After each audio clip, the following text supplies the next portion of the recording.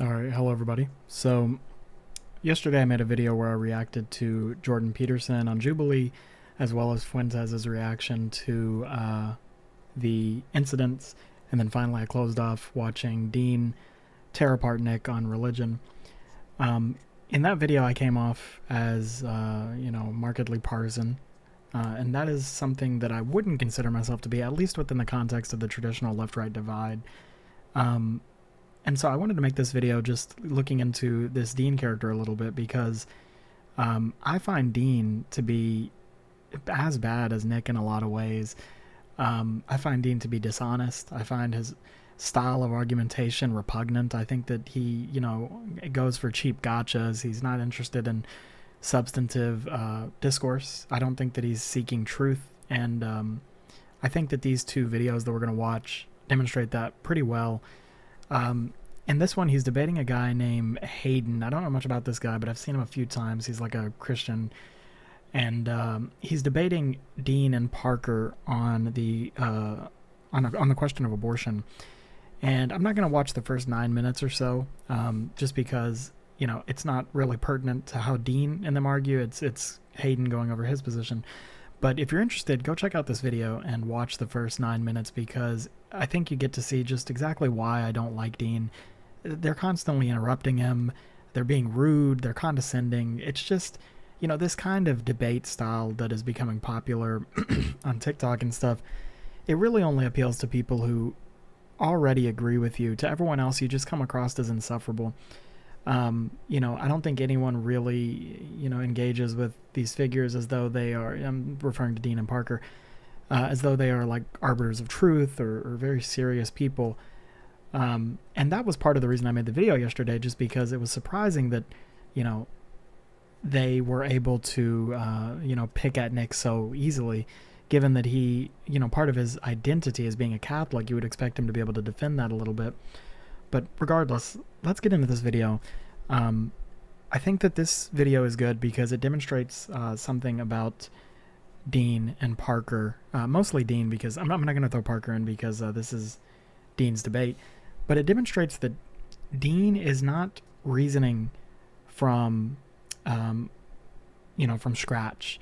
He's starting with the presupposition that abortion is good. And I think that becomes clear as we will hear his position unfold.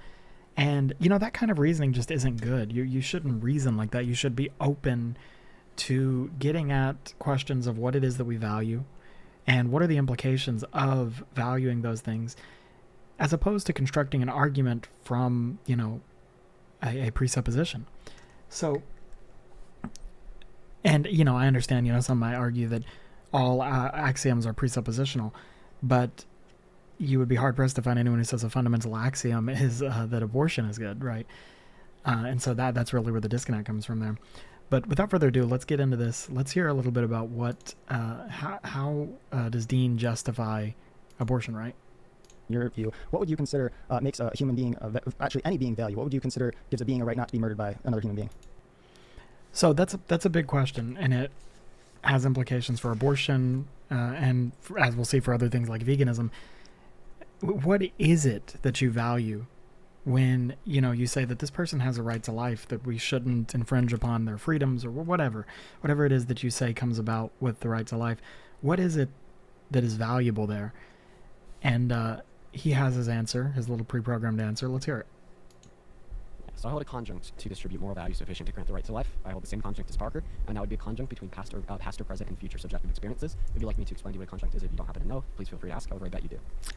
Okay, so he holds a conjunct between past or present and future experiences. Now, this valuing of subjective experience is interesting because it has a few entailments. One of those entailments is the extension of value to complex, sentient, non-human animals. You could say hypothetical or extant ones. You could argue that there are ones that would fit that now. Obviously, there would be, but even if you bump the threshold up closer to, our level of sentience or subjective experience, you could imagine easily animals that would fit that criteria or aliens that would fit that criteria. And that is an implication that one should just buy. If it is the case that we value these experiences, then one has to bite the bullet that any other thing that deploys that is also good. But as we'll see as this unfolds, that's not what they do. They actually just slap on another conjunct, and that conjunct is being a human, which is very odd, but we'll see this though. Yeah, and so one question I have that, under that conjunct, can you give me an example then of beings that would fit that? Sure. Like a fetus at about 20 through 24 weeks, in accordance with the current medical consensus on when the ability to deploy any level of sentience emerges, it would be an example of an individual or an entity that fit that conjunct, or just like you and I. You. Okay, so yeah, just clarification then on that. Let me make sure I got your position here right. So your position would be that you value any life form that has a conjunction between past or present and future subjective experiences?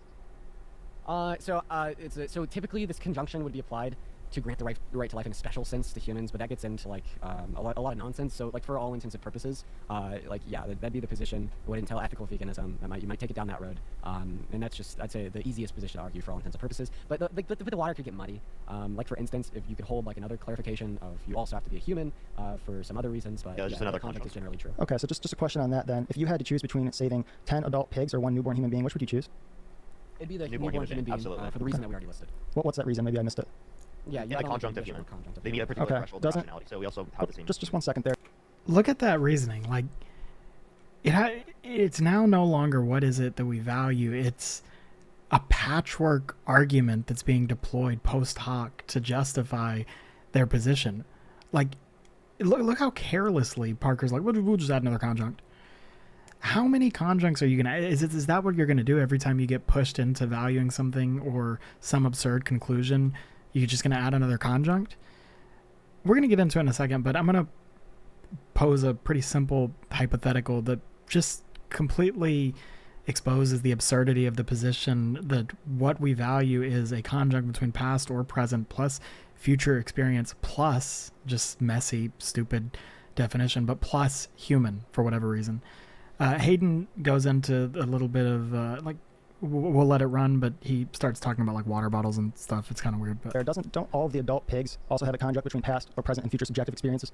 Yeah, but they don't meet the second conjunct of also being human. Oh, okay, I see. Okay, I guess another line of reason that might help me understand your position a little bit better. If I offered you guys, and I'm not going to give you guys this money, but just take it as hypotheticals for the sake of me sort of examining your position here. We're actually not even going to get into this just for the sake of the video, but he starts talking about, he is an honest interlocutor. Hayden is. He begins to ask questions that probe at this idea of what is it that we value. Are you really valuing the experience, or are you valuing the fact that they're human? And those are important questions. But let's just examine that view that is espoused and held by Dean and Parker. This idea that we value things that have a conjunct between past or present and future experience and that are human. We could imagine a complex being, something like let's just say that there, for the sake of simplicity, let's imagine that there's a pig and the pig is named Jeffrey, and Jeffrey has instantiated within himself or itself every human being's experience that has ever experienced ever. So what I mean by that is that your mind is in the mind of Jeffrey. My mind is the mind of Jeffrey. Every person you ever have known or loved or seen they share Jeffrey's body, and they each independently control, Jeffrey's experience. And so we have here a pig with levels of sentience and consciousness that eclipse, any human being. It's actually the totality of human experiences, all in this pig. And, Jeffrey is going to live a good life. He, lounges around and rolls around in the mud and, lives a good life. Now imagine but he's not human, right? So he doesn't meet the conjunct, that last conjunct. Now imagine that we have just, a 26-week-old human being that does meet past or present plus future plus human. Would we really say that we should slaughter, if we were choosing between Jeffrey or this, being, would we really say that we're going to slaughter Jeffrey to save that 26-week-old, whatever I said 26-week-old? Of course we wouldn't. Of course we wouldn't, because you're ending the totality of human experience to save something which is ultimately not very complex. We could even say that that 26-week-old is going to die tomorrow, but it will still have future experience because tomorrow is not today. And yet you would still have to choose, on the basis of their definition, you would still have to choose that 26-week-old. That's just complete nonsense. And, you know, it's a little bit of an absurd hypothetical, the pig with all of the human experiences ever in it. But could we not imagine aliens that are as complex or sentient as us? Could we not imagine machinery developing to a point where it deploys a complex sentient experience? Are these things just denied moral value merely on the basis of them not belonging to the same species as us? It's ridiculous. It's absurd. And it's the perfect example of how these people craft these arguments post hoc to justify these presuppositions. And it's lazy, it's cheap, and it's just why I don't like this kind of stuff. And that's for that video. I want to look at one more video though here. I saw this the other day. It's pretty old. It's like a year old, but it's Dean debating this guy who debates on TikTok. His name is Kojo, I think. Yeah. Yep, Kojo. And they're debating over, abortion, I believe. Yeah, abortion. And this video perfectly encapsulates the fact that Dean doesn't know really anything. He doesn't know what he's talking about. He hasn't really thought out these positions, and it's just one more example of how he's not reasoning appropriately. He's not starting from these fundamental questions. He's starting from his own biases, his own downstream positions, and working his way backwards. So let's see this right here. The case, then your position does hinge on this conjunct between a past and a future experience. That's why we're having this conversation, okay? But yet, when I ask you questions about your position, you say, I'm agnostic, I don't really know, I can't tell you what qualia is. You're like walking this tether because you're not even strong on your own position, but yet... So let me explain what's going on here. Dean has laid out his, the same thing, past or present plus future experience, and they have cached this experience down to the notion of qualia, because he asked, well, what is a subjective experience? And Dean says it's qualia. And Kojo pushes further and says, okay, is qualia quantitative or qualitative? And then Dean, this whole time, by the way, he's freaking out. He's saying, I'm not interested in meta conversation. I'm not interested in meta conversation. That's not even meta conversation. You're fleshing out your position.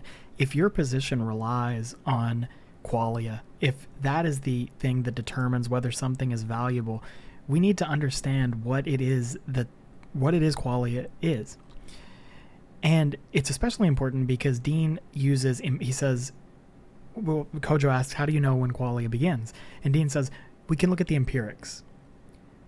What empirics are you talking about? Why do empirics relate to qualia? Hence, it becomes very important. Is it qualitative? If it's qualitative, then what can empirics tell us about it? If it's quantitative, then you're going to have to explain to me what it is, because as far as I'm aware, we have not documented quantitatively speaking qualia. Qualia is a qualitative experience. It's a subjective feeling. And so, but Dean hardcore avoids this. He doesn't want to get into what it is that qualia is. And he continues to call it meta conversation. He says it's impertinent, it's irrelevant. It's actually not. It's actually the foundation from which you grant moral consideration. And you can see how he just completely avoids this interaction. He says it's not relevant. But what does that mean? This is kind of the same conclusion we came to with Nick the other day. If he says it's not relevant, and he truly believes that, then he's ignorant. And he doesn't understand philosophy or argumentation. If he says that it's irrelevant, but he's aware of its pertinence, if he's aware that it's relevant, then he's dishonest, and he's a sophist, and he's a rhetorician. Either way, that's the logically exhaustive range of possibilities. Either way, this is not the type of person that people should be listening to or seeking advice from. He's clearly ill-equipped to have these conversations. You have the confidence to question everybody else about their positions, though, when you're in your life, correct? But you don't even have a strong position on your own. Yeah, no, I'd actually say that the distinction on if qualia is qualitative or quantitative isn't necessarily relevant to the position, and I don't. It's relevant. Do you want me to tell you how it's relevant? So I'm going to need to be able to speak, man. Like, we can't. Well, I don't care. Do you want me to tell you how it's relevant? No, I'd like to finish. No, do you want me to tell you how it's relevant? Well, I'd first like to demonstrate how it specifically is not relevant. Would you let me do that? Yeah, go ahead, and then I'll tell you how it's relevant.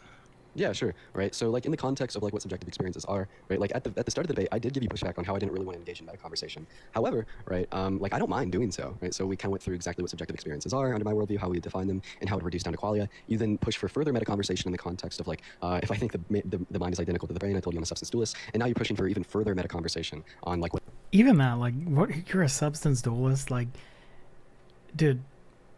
Dean doesn't, he just says stuff. I guarantee you if I were to ask him anything about that position, you know, he probably would have no ability to justify that belief. I mean, first off, substance dualism is not at all a major position amongst professional philosophers anymore.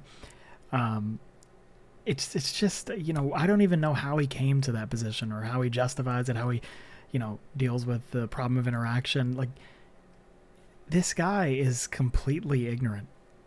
What exactly qualia is, and if it's qualitative or quantitative, right? But what I'm specifically telling you here is like I don't feel like these distinctions are relevant to the position as a whole. And like an example to like show you what I mean here, right? It's like scientists in like the 1850s were able to denote that a atom can exist, however, meanwhile not being able to necessarily denote, right, what would construct an atom, right? Breaking it down to like the subatomic particles, right? And that's kind of what we're doing with my position right now. You're breaking it down to the subatomic particles on like saying if qualia is like qualitative or quantitative. So it's just super irrelevant. Like we can continue to talk about the meta, but I just feel like it's detracting from the main purpose of the conversation. Okay. The relevance comes from the fact that Dean makes the claim that qualia is the basis of valuing, of being granted moral value. And then he says that we can determine when this qualia arises on the basis of empirics. You actually have to connect the empirics then to qualia, and the qualitative-quantitative distinction vis-a-vis qualia is completely pertinent then, because it determines whether we can or cannot access it via empirics. And if we can't access it via empirics, then you using empirics is improper. And therefore, you actually can't even tell me when this arises. So you can't justify your position on abortion, which has a temporal component, 20 to 24 weeks, I believe he said. And so it's completely relevant. Okay, so now I'm going to tell you how exactly it's relevant, right? Your position hinges on this qualia that you're talking about. That's how you're going to cash out this subjective experience, that you create a conjunction between past and future, thus making abortion okay. And the reason why we have to have conversations about some of these things is for me to get a better understanding of exactly what you mean by these terms that you're using. I had to ask you 6 different times what you meant by subjective experience before you gave me an answer. And then you just said it was qualia. You were going to give me examples without telling me what it means. You said qualia, and then I asked you a very simple question. I said, is qualia quantitative or qualitative? And that conversation is going to get into a further conversation about what exactly you mean by qualia, which is eventually going to justify your position on abortion. Yes or no? No, I'd specifically say no. Like, and when we're talking about like philosophy of mind, right, I could like claim to enough like knowledge beliefs in order to make like a fleshed out position. However, like if we're specifically talking about qualia being quantitative or qualitative, I just like haven't put much ponderance into the context of philosophy of mind to make said claim. So wait, Dean, is this not relevant to you? Is this not what your entire position hinges on? Yeah, no, I don't think it's relevant. Could you explain to me on how if qualia? Wait, I just told you how it's relevant, and you didn't. Did you listen to what I said? So they go in circles for a while and they end up ending the conversation there. But I think that little bit just demonstrates Dean's complete lack of understanding with regard to not only his own position, but basic argumentation. He thinks that, you know, it's meta to define the terms that are being used for a proposition that grants moral consideration. It makes absolutely no sense. It's not meta. It is quite literally pivotal to your position. And, you know, so the point of this video is just, you know, I don't think Dean is, you know, any kind of remarkable figure. I think that a lot of these new debaters that are making it big on TikTok are, a lot of the times they're just like sophists. Even, you know, I'm not endorsing Kojo. I don't know much about this guy. But I do think that he exposed Dean for being ignorant here. But that's that. Be sure to check out my Substack, check out my Twitter. If you enjoyed the video, be sure to leave a like. I'll probably make like another video soon, maybe a little bit less reaction, more substance. But yeah, that's that.